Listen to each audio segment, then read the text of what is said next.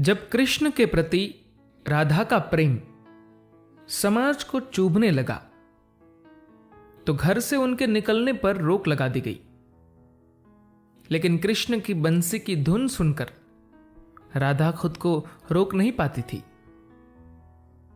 यह देखकर उनके घर वालों ने उन्हें खाट से बांध दिया था।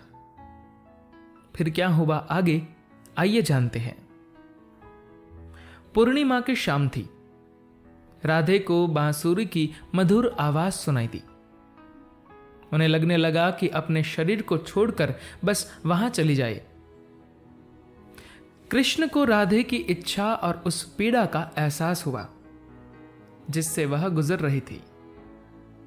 वह उद्धव और बलराम के साथ राधे के घर गए और उसकी छत पर चढ़ गए।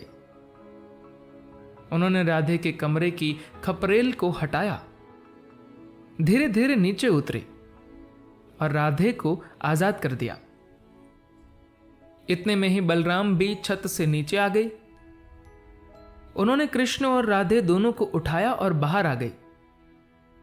इसके बाद सभी ने पूरी रात खूब नृत्य किया। अगली सुबह जब मां ने देखा तो राधे अपने बिस्तर पर सो रही थी।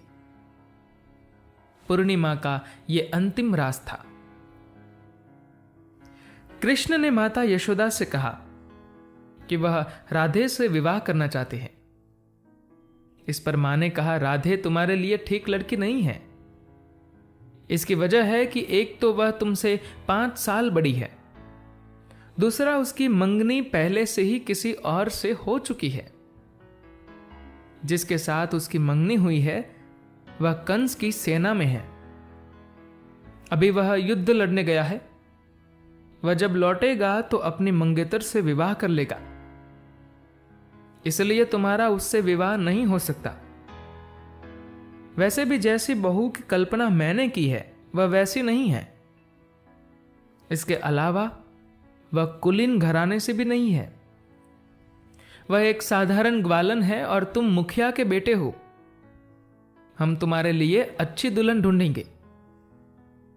यह सुनकर कृष्ण ने कहा, वह मेरे लिए सही है या नहीं यह मैं नहीं जानता।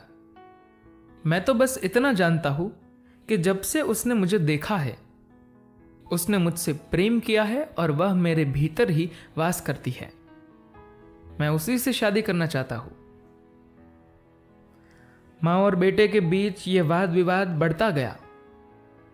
माता यशोदा के पास जब कहने को कुछ न रहा तो बात पिता तक जा पहुंची। माता ने कहा, देखिए आपका बेटा उस राधे से विवाह करना चाहता है। वह लड़की ठीक नहीं है। वह इतनी निर्लज्ज है कि पूरे गांव में नाचती फिरती है। उस वक्त के समाज के बारे में आप अंदाजा लगा ही सकते हैं। कृष्ण के पिता नंद बड़े नरम दिल के थे। अपने पुत्र से बेहद प्रेम करते थे। उन्होंने कृष्ण से इस बारे में बात की, लेकिन कृष्ण ने उनसे भी अपनी बात मनवाने की जिद की। ऐसे में नंद को लगा कि अब कृष्ण को गुरु के पास ले जाना चाहिए, वही उसे समझाएंगे। गर्गाचार्य और उनके शिष्य संदीपनी कृष्ण के गुरु थे। गुरु ने कृष्ण को समझाया, तुम्हारे जीवन का उद्देश्य अलग है। इस बात की भविष्यवाणी हो चुकी है कि तुम मुक्तिदाता हो। इस संसार में तुम ही धर्म के रक्षक हो। तुम्हें इस ग्वालन से विवाह नहीं करना है। तुम्हारा एक खास लक्ष्य है। कृष्ण बोले, यह कैसा लक्ष्य है गुरुदेव? अगर आप चाहते हैं कि मैं धर्म की स्थापना करूं तो क्या इस अभियान की शुरुआत मैं इस अधर्म के साथ करूं? आप समाज में धार्मिकता और साधुता स्थापित करने की बात कर रहे हैं। क्या यह सही है कि इस अभियान की शुरुआत एक गलत काम से की जाए? गुरु गर्गाचार्य ने कहा, धर्म विरुद्ध काम करने के लिए तुमसे किसने कहा? कृष्ण ने कहा, 8 साल पहले जब मुझे ओखली से बांध दिया गया था तो यह लड़की मेरे पास आई थी। तभी उसकी नजर मुझ पर पड़ी। उस पल से मैं ही उसके जीवन का आधार बन चुका हूं। उसका दिल, उसके शरीर की हर कोशिका मेरे लिए ही धड़कती है।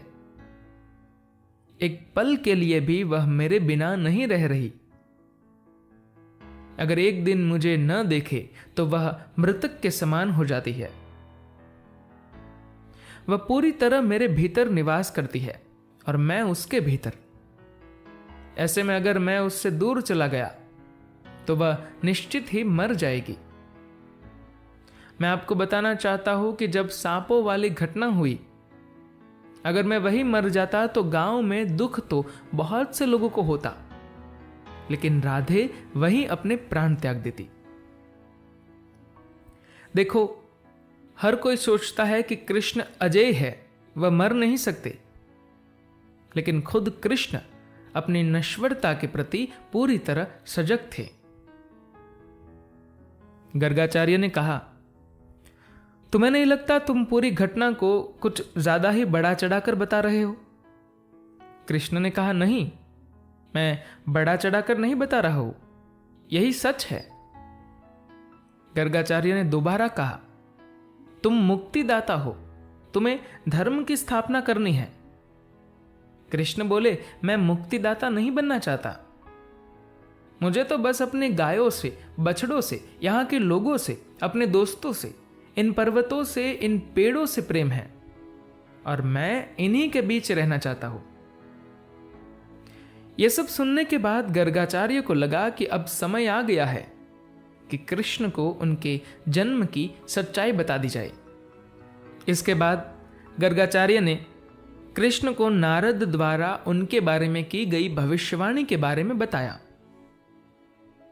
पहली बार उन्होंने कृष्ण के साथ यह राज साझा किया कि वह नंद और यशोदा के पुत्र नहीं है। कृष्ण बचपन से नंद और यशोदा के साथ रह रहे थे। अचानक उन्हें बताया गया कि वह उनके पुत्र नहीं है। यह सुनते ही वह वहीं उठ खड़े हुए और अपने अंदर एक बहुत बड़े रूपांतरण से होकर गुजरे। अचानक कृष्ण को महसूस हुआ कि हमेशा से कुछ ऐसा था जो उन्हें अंदर ही अंदर झकझोरता था, लेकिन वह इन उत्तेजक भावों को दिमाग से निकाल देते थे और जीवन के साथ आगे बढ़ जाते थे। जैसे ही गर्गाचार्य ने यह राज कृष्ण को बताया, उनके भीतर न जाने कैसे कैसे भाव आने लगे। उन्होंने गुरु से विनती की, कृपया मुझे कुछ और बताइए। गर्गाचार्य कहने लगे कि नारद ने तुम्हें पूरी तरह पहचान लिया है, तुमने सभी गुणों को दिखा दिया है, तुम्हारे जो लक्षण हैं वे सब इस और इशारा करते हैं कि तुम ही वह शख्स हो जिसके बारे में तमाम ऋषि मुनि बात करते रहे हैं। नारद ने हर चीज की तारीख, समय और स्थान तय कर दिया था और तुम उन सब पर खरे उतरे हो। कृष्ण अपने आसपास के लोगों और समाज के लिए पूरी तरह समर्पित थे। राधे और गांव के लोगों के प्रति उनके मन में गहरा लगाव और प्रेम था। लेकिन जैसे ही उनके सामने यह राज आया कि उनका वहां से संबंध नहीं है, वह किसी और के पुत्र है, उनका जन्म कुछ और करने के लिए हुआ है, तो उनके भीतर सब कुछ बदल गया। ये सब बातें उनके भीतर इतने जबरदस्त तरीके से समाई कि वह चुपचाप उठे और धीमे कदमों से गोवर्धन पर्वत की ओर चल पड़े। पर्वत की सबसे ऊंची चोटी तक पहुंचे और वहां खड़े होकर आकाश की ओर देखने लगे। सूर्य अस्त हो रहा था और वह अस्त हो रहे सूर्य को देख रहे थे। अचानक उन्हें ऐसा लगा जैसे एक जबरदस्त शक्ति उनके भीतर समा रही है। यही उनके अंदर ज्ञानोदय हुआ और उस पल में उन्हें अपना असली मकसद याद आ गया। वह कई घंटों तक वहीं खड़े रहे और अपने भीतर हो रहे रूपांतरण और तमाम अनुभवों को देखते और महसूस करते रहे। वह जब पर्वत से उतरकर नीचे आए तो पूरी तरह से बदल चुके थे। चंचल और रसिक ग्वाला विदा हो चुका था। उसकी जगह उनके भीतर अचानक एक गहरी शांति नजर आने लगी। गरिमा और चैतन्य का एक नया भाव दिखने लगा। जब वह नीचे आए तो अचानक वे सभी लोग उनके सामने नतमस्तक हो गए। जो कल तक उनके साथ खेलते और नृत्य करते थे, उन्होंने कुछ नहीं किया था। वह बस पर्वत पर गए, वहां कुछ घंटों के लिए खड़े रहे और फिर नीचे आ गए। इसके बाद जो भी उन्हें देखता वह सहज ही बिना कुछ सोचे समझे उनके सामने नतमस्तक हो जाता। कृष्ण को पता था कि अब उन्हें वहां से विदा लेना है। जाने से पहले उन्होंने एक रास का आयोजन किया। जाने से पहले वह अपने उन लोगों के साथ एक बार और नृत्य कर लेना चाहते थे। उन्होंने जमकर गाया, नृत्य किया।